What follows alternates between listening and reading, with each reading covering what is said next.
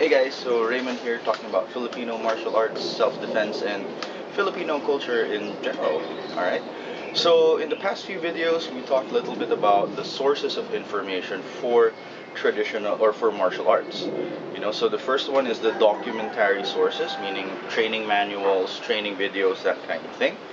And today we're going to talk about coming from a living tradition. Alright? So, Filipino martial arts, if you guys didn't know, is when it comes to this definition, is primarily a living source martial arts, meaning it was handed down from teacher to student, from mentor to mentee, that kind of deal, which is very different from having a manual. And we are actually on the opposite end of the spectrum because we rarely have manuals. Okay, yes, we do have manuals and training videos, that kind of thing. But they're fairly recent in the sphere of Arnis or Filipino martial arts. Like nothing goes, very few, I think. No, I think nothing goes older than the 70s. Okay. I heard there's maybe one. I'm not sure. All right. So basically, the main source of information for Filipino martial arts is to learn it from an instructor. Alright, so why am I making this video? It's also to help other Arnis practitioners out there to manage your expectations. Alright, and we're going to talk a little bit more about that at the end. Okay, so let's talk about the pros and cons. Pro number one: definitely, if it's a living martial art, it's appropriate for your context at the moment. Alright, like for example, if you take a look at Arnis, right? We're using primarily short sword, sticks, and knives. Those are the major weapons in Arnis right now.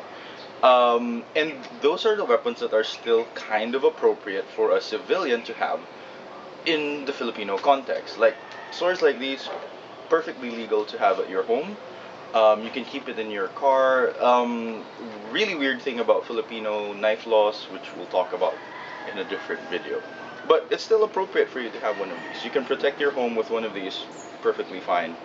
Um, Sticks, of course, you can walk around everywhere with your Arnis sticks, since elementary students and high school students carry them around for their physical education classes. No one's gonna look twice at you if you're carrying your Arnis sticks around, right? Um, Also, with a knife, it's something that you carry every day. You put it in your pocket, it's perfectly normal. Okay, you have it with you all the time. So those are the three major weapons, and those are the three things that are appropriate for the modern context. But some might say, well, those have been the traditional weapons since ancient times. Not really. Okay, if you take a look at archaeological evidence and even his anecdotal evidence, a lot of the weapons of the Filipino fighting culture of the past was sword, of course, shield, yes, and spear. Okay, so what are the two things there? Spear and shield. We don't really use that.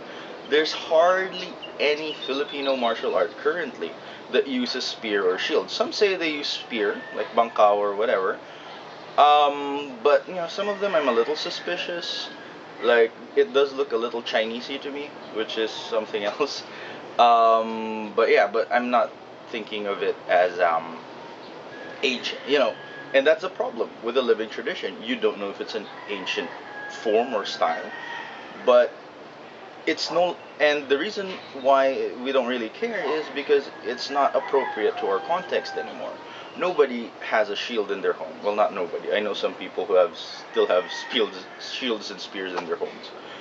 But yeah, it's not a common thing, and nobody can walk around with a shield and a spear and look normal. So the chances of you using it to defend your life is very little. Okay. Um, so that's the one. It's very appropriate for you right now. Like for example, sports is becoming a big part of Filipino martial arts. There are practitioners who are like rebelling against it, but again, living tradition. You can find an instructor who's definitely willing to work with you on the sports aspect and the sports aspect only, like myself, and some people who want to just work on this pure self-defense part, which is what I do with some of my other classes. I actually separate them. So there, again, appropriateness for your situation. Um, Another thing that I like about being from a living tradition is that you do have confidence with the techniques that you're being taught. You know, you see them work really fast, you see them work in front of you, and then you actually test it with your instructor, like, oh, okay, so again, if this attack comes in and then you feel the technique work against you, then you have that much more confidence when you're using that technique on your own. Also, you get the X factor as well with a living tradition, meaning you hear a lot of the stories and a lot of the folklore, and it's it's strictly not martial arts, but it does give your training a bit more flavor. And in my opinion, if it's something that gets kids in the door, that's a fantastic thing. If it gets people to stay with the training because they enjoy this aspect so much, then it's a good thing. All right. Now, a couple of downsides of being from a almost purely living tradition martial art is that, and I touched on this a little bit earlier, is that we're not 100% sure how they used to fight in the past. Like, we're not really sure anymore. Like, hardly anyone uses shields, and if you ask, and if you talk to arnisadors or whatever, a lot of arnisadors can't tell the difference between a mountain province shield and a Manobo shield from the south. So, and they're really clueless about it. Basically, because their style probably doesn't care about shields, right? And that's the thing. If you're looking for historical accuracy, it's pretty hard to find it in Arnis. All right, and it's not a bad thing. It's just the way it is, you know.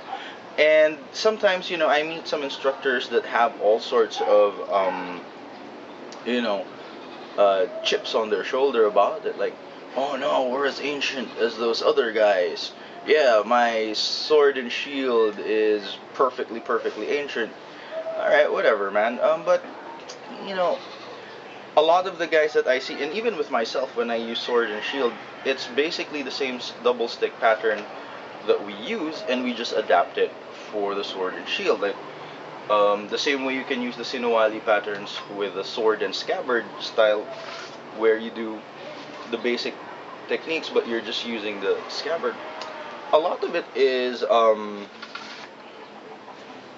just us figuring stuff out from the stuff that we already know. Like, oh, okay, the sword and shield can kind of work this way, the same way you do with a double stick, but it's not 100% sure. So again, if you're looking for historical accuracy, Filipino martial arts not exactly the best place for it. And as a practitioner, I just live with it. You know, it's that's just the way it is.